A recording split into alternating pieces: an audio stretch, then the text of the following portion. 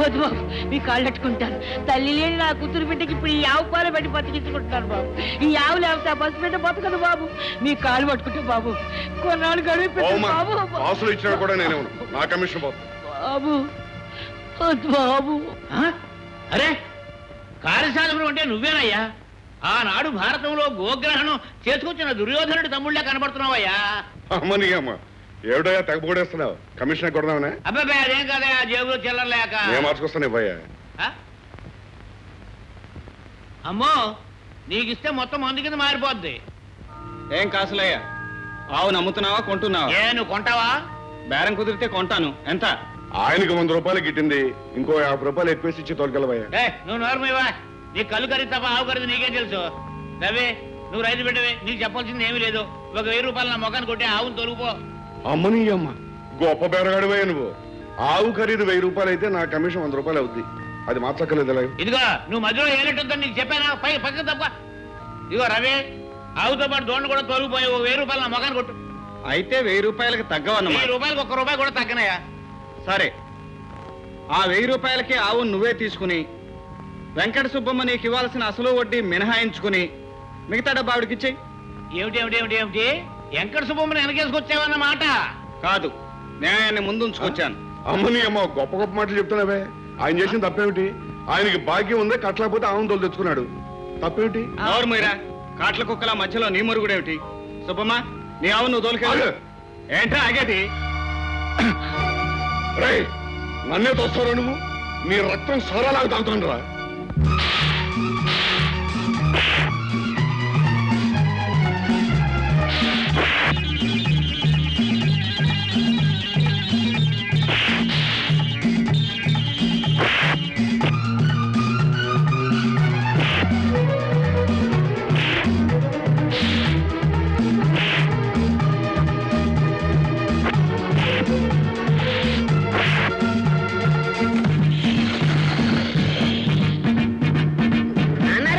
ఏంటి అలా చూస్తారేంటి? కోచి బిగించి గొడవ దూకండి. దిగితే ఇద్దరు తలకాయలు పగులుతాయిరా.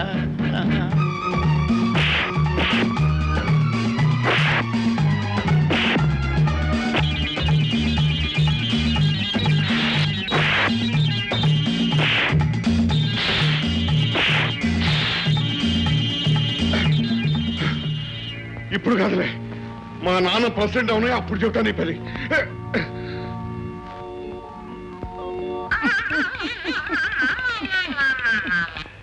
మీరు చేసిన మీరు మర్చిపోలేను బాబు.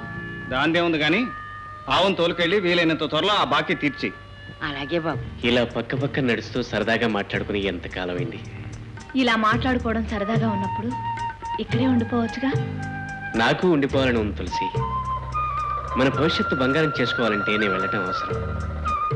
చదువు పూర్తి చేసుకుని ఉద్యోగం సంపాదించుకుని మన బ్రతుకును పండించుకుందాం. మీరు ఇంకా ఎన్నాళ్ళు ఉంటున్నారు? రేపే నా ప్రయాణం. రేపేనా? అవును, లేకపోతే మనం కన్న కలలన్నీ కలలైపోతాయి. వద్దు మోహన్, నా కోసం నీ చదువు పాడు చేసుకోవద్దు. కలిసే కాలం వచ్చినప్పుడే కలుద్దాం. అది ఎంతో దూరంలో లేదు. మోహన్. చెల్లెమ్మా, చెల్లెమ్మా, వస్తున్నానన్నయ్య. నీకోసం ఏం తెచ్చానో చెప్పుకో చూద్దాం. వస్తుంది పొలం నుంచి కాదు గనక పూలయ్యుండవు. మిఠాయి. మిఠాయి తినడానికి నువ్వేమన్నా చిన్న పాపాయవా? అయితే చీర ఉంటుంది. చీర కాదమ్మా, ముత్యాల హారం ఎంత బాగుందో. ఇంత ఖరీదైన నెక్లెస్ ఇప్పుడు ఎందుకు బాబు? ఇవాళ కాకపోయినా రేపైనా చేయించాల్సిందే కదమ్మా. ఉన్నప్పుడే ఒకటొకటే అమర్చుకుంటే రేపు అన్నీ ఒకేసారి కొనే భారం తగ్గుతుంది. ఆ చెల్లెల్ని అత్తవారింటికి సగౌరవంగా పంపానన్న తృప్తి నాకుంటుంది. ఒకే తల్లి కడుపున పుట్టకపోయినా నీ చెల్లి గురించి నువ్వు ఇంతగా ఆలోచిస్తున్నావు. కానీ రక్తం పంచుకు పుట్టిన దానాన్ని దాన్ని గురించి ఒక్క ఉత్తరంలోనైనా రాయడు. అమ్మా, అంటే నువ్వు కూడా నన్ను దూరంగా చూడడం కాదు బాబు. వాడు అసలు ఇల్లు, తల్లి, అన్నా, చెల్లి అన్న మాట మర్చిపోయాడని నా బాధ. తన గురించి తనే ఆలోచించుకునే స్థితి రానప్పుడు ఇతరుల గురించి ఎలా ఆలోచించగలమ్మా? అయినా ఇంటికి పెద్దవాడిని నేనుండగా వాడెందుకు ఆలోచించాలి?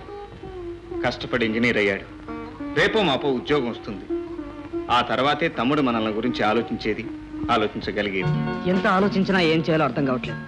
ఎంత ప్రయత్నించినా ప్రతి ఆఫీసులో నో వేకెన్సీ అన్నమాట. అయితే నేను కూడా నో వేకెన్సీ చెప్పే వరకు ఇలాగే తిరుగుతారన్నమాట. రేఖ, హాస్యాన్ని కూడా ఆ మాట అనొద్దు. జీవితంలో ఏం పోగొట్టుకున్నా నిన్ను మాత్రం పోగొట్టుకోలేదు. నేను అంతేనని మీకు తెలుసుగా. కాకపోతే ఈ ఉద్యోగ ప్రయత్నంలో ఇంకా ఎన్నాళ్ళు మన పెళ్లికి వాయిదా వేస్తారు? వాయిదా వేడ నాకు మాత్రం సరదానా, కానీ మగవాడు తన కాళ్ళ మీద తను నిలబడగలిగినప్పుడే భర్త కాగలడు. పోనీ మా డాడీని అడిగి చూద్దాం. Hi baby. Hi daddy. నమస్కారం అండి. నమస్కారం. కూర్చో బాబు. నీ ఉద్యోగ ప్రయత్నం ఎంతవరకు వచ్చింది బాబు? చదవటం, క్లాసులు తెచ్చుకోవడం నా చేతుల్లో ఉందండి, కానీ ఉద్యోగం సంపాదించడం మాత్రం నా వల్ల కావట్లేదు. అందుకే మీ దగ్గర తీసుకొచ్చాను డాడీ. ఈ రోజుల్లో ఉద్యోగం స్త్రీ లక్షణం అన్నారు. మగవాడనేవాడు ఏదైనా వ్యాపారం చేసి విదేశాల దాకా పాకడానికి ప్రయత్నం చేయాలి. You are 100% correct dad. అందుకే హైదరాబాద్ లో నేను తవ్విస్తున్న గలిలో మైకా పడే వరకు పట్టుదల వదలకుండా ప్రయత్నిస్తున్నాను. విక్రమార్కుళ్ళానా?